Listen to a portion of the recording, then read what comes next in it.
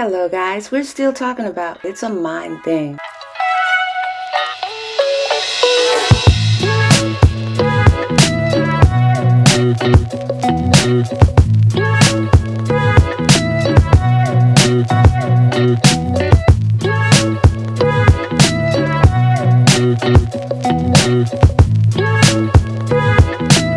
And if you haven't seen the first two videos about this series, I would encourage you to go back and watch from the start. After all, the mind is a terrible thing to waste, and we have power through our mind. It's according to what you think and also what you believe, and all of that is included in your mind. So in this video, as we end the series, I want to focus on the determining factors from where our thoughts come from. We have to recognize that we have to become disciplined in our thinking. We have to become disciplined in our thought process. First, you have to know where your motivation and your inspiration is coming from so that your brain gets the right signals to make the right actions. Disciplined in your thinking, disciplined in determining which are the good thoughts. We have to find ways to develop discipline.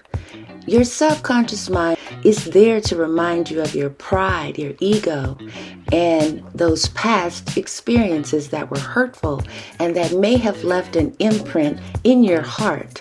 If you have bitterness, resentment, unforgiveness, rejection, low self-esteem, no confidence, no self-love, if you have any kind of impression that was made in your heart from a negative or bad experience that has not been healed and that has not been dealt with, you trust and believe that all of your thoughts are being filtered through that process.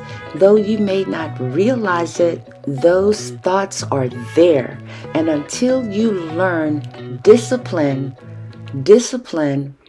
of your thoughts, you will not exceed like you want to in your life. You will be stagnant from all the potential and all the assignment that God has for you if you do not move past the issues in your heart. Now, if there are no issues in your heart, you are free. You are fully free to fly and become your best butterfly. However, we have to consistently discipline our minds because we're consistently living and we are consistently learning new experiences. So I want to leave us with this formula of thinking. I learned this from someone else and I want to reapply it and share it with you. How do we develop a different form of motivation? Let's think of a thing. Let's think about how we think of a thing. There are facts in this world, and there are truths in the world.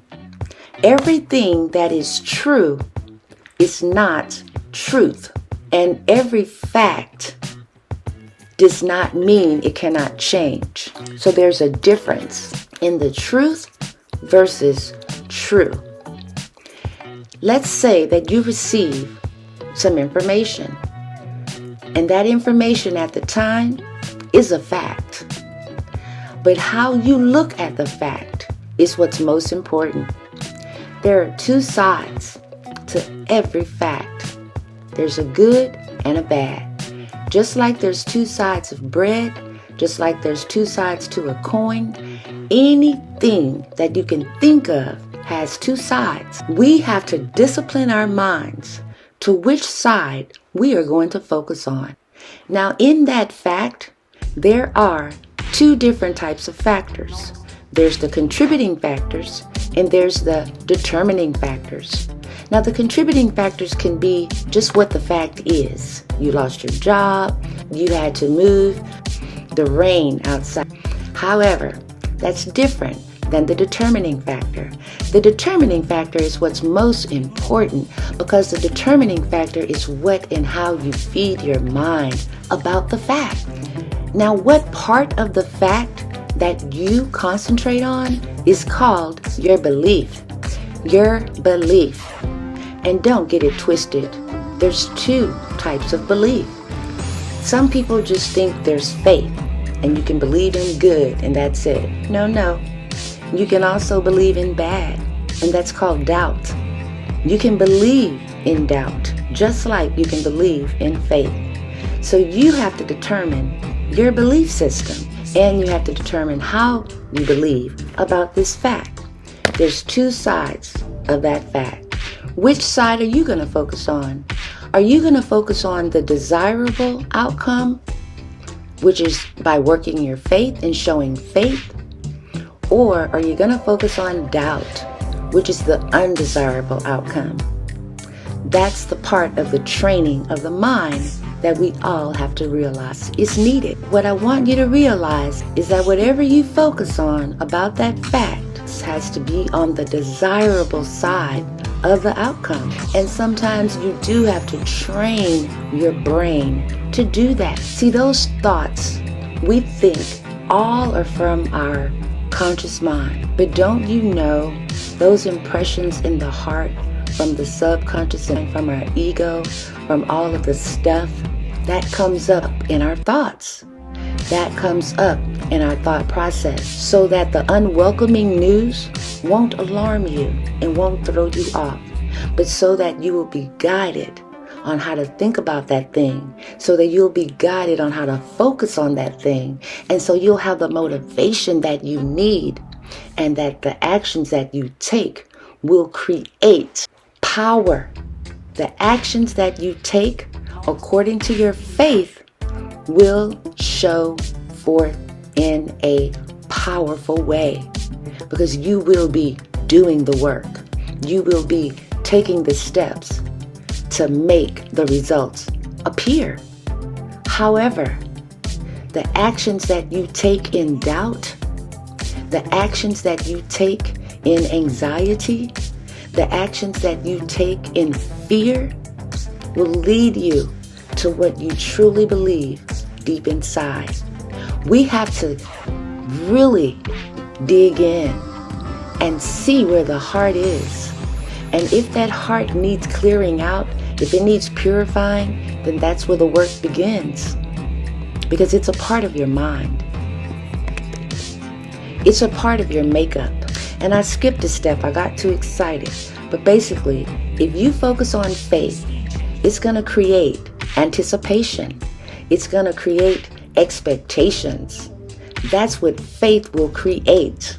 If you focus on faith, from whatever that fact is, from whatever those thoughts are, bring them into captivity and focus on faith. You will have anticipation instead of doubt. If you focus on doubt, you're going to have anxiety, which looks like fear to a lot of people, but really it's anxiety for an unwelcomed result. Don't focus on an undesirable result. Focus on what you want to happen. Focus on what you can see imagining happen. And that's what will bring it forth. That is what creates the power in your mind. That is what creates the power of words. Where do the words come from? It all starts with the thoughts. Let's challenge ourselves every day to be in control of our thoughts. We have to learn how to leverage the power of our mind. Now that will complete our 3-part series on It's a Mind Thing. The battle is in the mind. The battlefield is in the mind.